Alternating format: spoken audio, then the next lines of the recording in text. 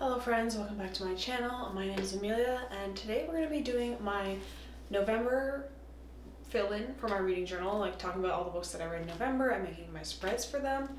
It was a little bit lower of a reading month than October, but I think it was more pages than November. Sorry, not November, September. But I did read some books that I really enjoyed. There was a couple, mostly just one, that I really did not enjoy, but for the most part, I'm pretty happy with my November reading. So let's go ahead and jump right into the first book I read in November. All right, welcome to my reading journal. So as usual, we are starting with my pages read spread, just filling that in. So this is the first time I'm actually using the 2-page sort of bar chart spread. I did also do it in my November one, but I haven't. This is actually the first time I'm actually like filling one in. And I'm not sure about it. I think it would look really good if I did actually read every single day, but because I don't, and there's sometimes large gaps between when I read, it looks a little bit empty to me. So I'm not totally sure if that's something that I'm gonna carry forward into my next reading journal. I may just stick with the 1-page thing, but I don't know. It is good for filling up the pages, and I don't read quite enough books to fill up a whole reading journal just on like 1-page book spreads alone, so we'll see. I do like, I don't know, I just think it would look really good if I read more days of the week, and it doesn't look bad, but it just does have a lot of like random empty space that I can't really do anything else with. And it does have the one problem where you see on the last day that I read from 2 different books on the same day, and there's not really a good way to represent that with this type of spread. All right, and then we are moving on to the first book that I read in November, which was City of Brass. City of Brass is like the tale of a woman who is snatched from her life of healing and thievery in Cairo when she accidentally summons an ancient and powerful jinn, a creature that she thought only existed in stories told to children. So her life is turned upside down as she journeys to the jinn's homeland and becomes embroiled in the politics of the powerful and wealthy there. So I would say it's quite different from what I usually read, mostly in that it features romance quite heavily, which isn't typically my favorite. And I will say that the romance aspect is probably my least favorite element of the book, but I do think it was done relatively well. I didn't mind it. Chakraborty's writing is quite descriptive, and she really paints a beautiful picture of Cairo with all like the smells and ambience of the city, as well as in the city of Daevabad, which is the Jinn city that she goes to. And I think the world is quite well developed. We get the sense that these families and places are very old and that they carry all the baggage of those ages with them in terms of old grievances and opinions. And there's a lot of old prejudices in the city, mainly between the Jinn and the Shafit, which are half human Jinn, but also between the various factions of Jinn. And Chakraborty does the political thing quite well, creating depth and reason behind why characters do or don't do certain things as they strive to gain or maintain power. And City of Brass, I thought, really set the scene of a city and people who are torn by a conflict that is stretching to a breaking point and is walking on the knife's edge of a deadly and violent revolt. In terms of the romance, Nari quite predictably falls in love with the jinn that she summons and is escorting her to Daevabad, but he thinks she's Shafit, and the Devas, which are his and Nari's faction, I've always thought that like mating with humans or being with like part humans is essentially sinful, and they're kind of racist in that way. So he's kind of unlearning everything he's been like conditioned to believe about the Shafit and also the other Jinn factions, because he was raised in ages long past and has survived because he was like a slave Jinn, so like bound to do humans' wishes. And yeah, so now he's breaking out back into the real world and learning how things have changed and how he maybe has been kind of brainwashed by the people who raised him to be their warrior, essentially. And then we are moving straight into Kingdom of Copper. So I didn't read this actually immediately after City of Brass, but I think that it looks good to put them together in my reading journal and also makes sense to talk about them together. So I gave City of Brass 5 stars. Kingdom of Copper is 4 stars, but it was still really good. I think there were some parts where it was a bit slow and I was like, all right, come on. It wasn't nearly as bingeable as City of Brass. It was a little bit slower. It is a little bit hard to discuss the events of Kingdom of Copper. I keep wanting to call it City of Copper, but it's Kingdom of Copper. But it's hard to discuss that without spoiling the first book, so if you haven't read the first one, you may want to skip this review. I'm going to do my best to keep it as spoiler-free as possible, so as long as you've read City of Brass, you should be okay. But quite a bit of time passes between City of Brass and this, and we see how the tensions have kind of slowly risen in the city of Daevabad and beyond.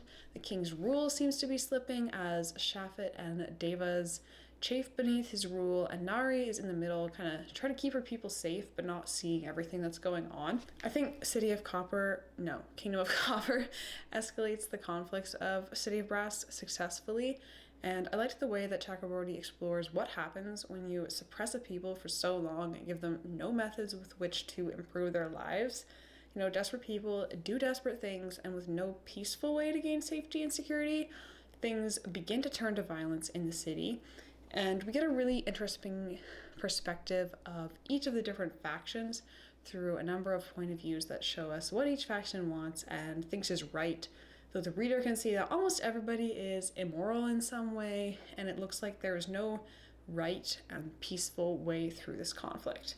And then we have Nari, who was raised in the human world, but now is responsible for the Deva faction and is struggling to balance her responsibility to the Devas with that of the Shafet, who she can perhaps identify more strongly with.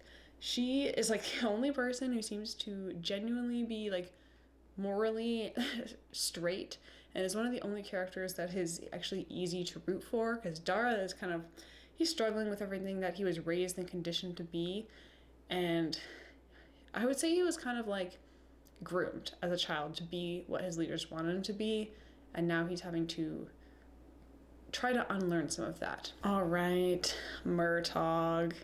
So I made a whole video of the Murtagh reading experience and reviewing it.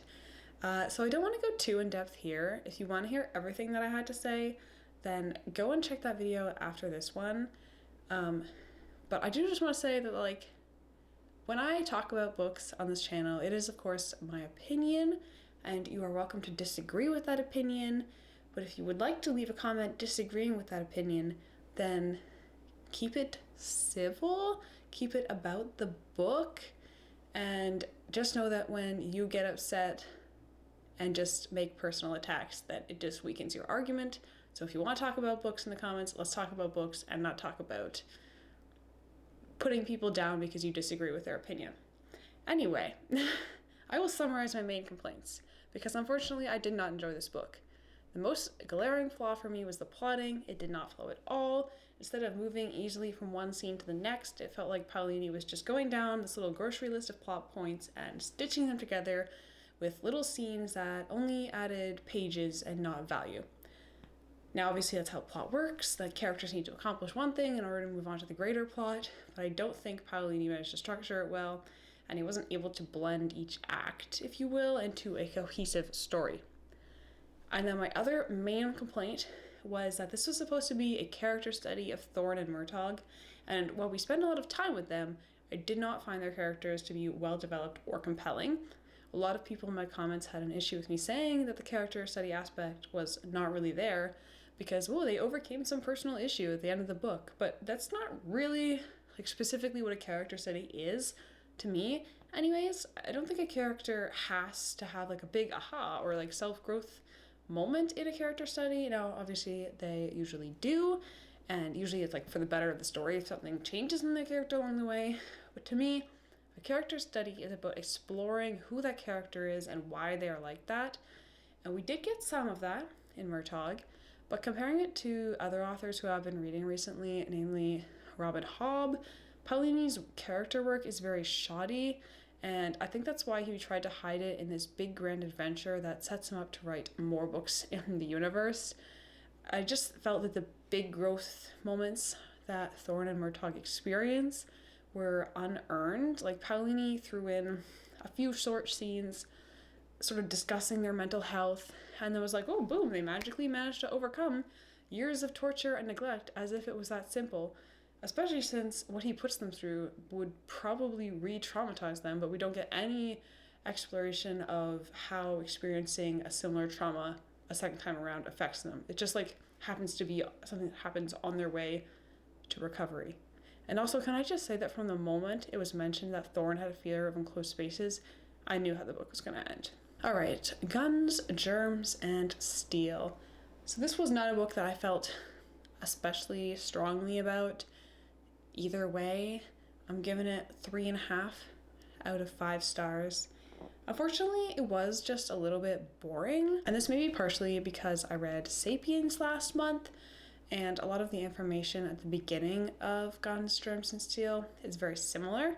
So this is, of course, like a biased review, as all reviews are to some extent. Well, it begins by talking about the origin of mankind and how we went from hunter-gatherers to farmers and developing civilization, language, all those kind of fun things. But the main thesis is why some civilizations became the conquerors and others became the conquered.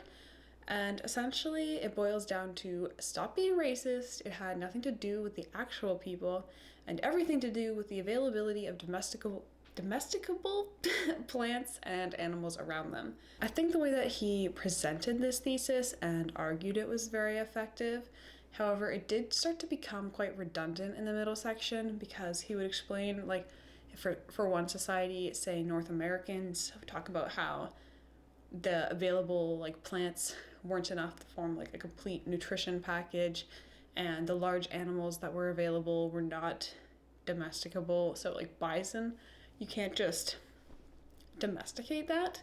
And then he would do the same thing for another civilization and another, with some of the factors varying slightly, of course, but it always came down to that same thing. And I did feel that it got quite repetitive, just kind of explaining essentially the same thing over and over again. Now, there were a lot of interesting bits, information, I guess you could say.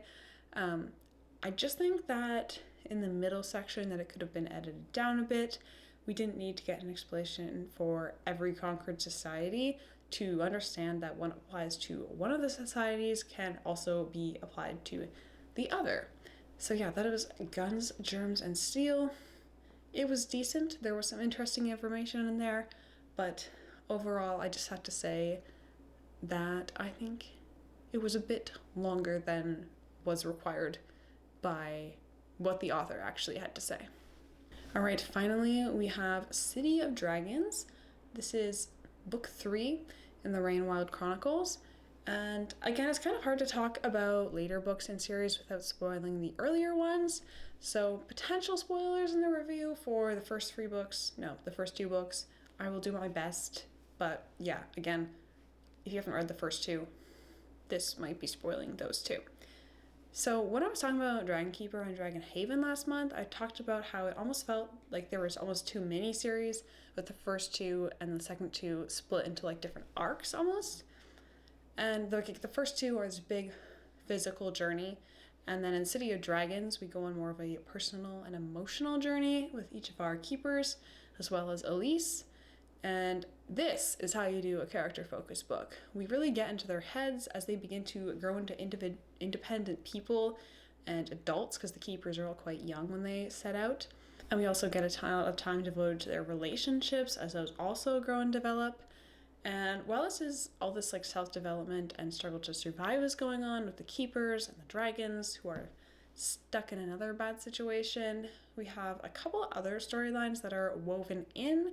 We see the threat presented by the Duke of Chelsea's desire for dragon parts growing, as well as another threat, particularly to Elise, appear as Hest returns to Bigtown to discover that she's still gone. And Hobb has a way of creating villains who are just absolutely despicable. Hest specifically, I just hate with a passion. Like, I just want a dragon to eat him. And technically the big evil is the Duke of Chelsea, and while he's also a terrible person, he's a bit more classically evil, because his motivation is just like simple power. Hest is more interesting. Like, you could technically say power is his motivation, but it's in a more subtle and complex way. He's got this superiority complex. He just thinks he's spectacular, God's gift to mankind. And it's really disturbing to see his point of view after getting Selden's perspective of their relationship and how messed up it was. But yeah, that is City of Dragons. And now we're just going to really quickly fill in my month in review page. So I'm doing the same stats as usual. We've got the average star rating, which was 3.9. We managed to drag it up quite a bit because I had a couple 5-star reads that balanced out Murtagh. And then the pages, lowest 81, highest was like 4 something, and the total is 2,212, which is down from last month but up from September, as I said. And then we are just doing a bar chart for the number of pages that I read on each day of the week. I did forget to actually write in which day was which and the total number of pages, but I'm a Monday week starting kind of girl, so Monday's at the top. You can see Wednesday and Tuesday and Thursday. I don't know why I said them that way. Are all big days for reading. And then finally is just my page distribution, like which books had the most pages that I read this month. I don't know why that was like so difficult to actually explain. But then just going ahead and outlining all these things to give them a bit more definition and writing in the titles for the page distribution and still forgetting to add any information to my pages by day. Nice.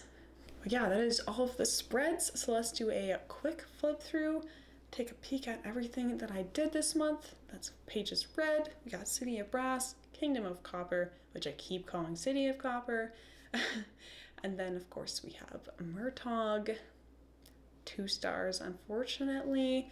And then finally we also have Guns, Germs, and Steel and City of Dragons. Hello friends, welcome back. I hope you've enjoyed all of the spreads I created for my November reads. Let me know in the comments what the best book you read in November was. Thank you so much for watching. I will see you next time.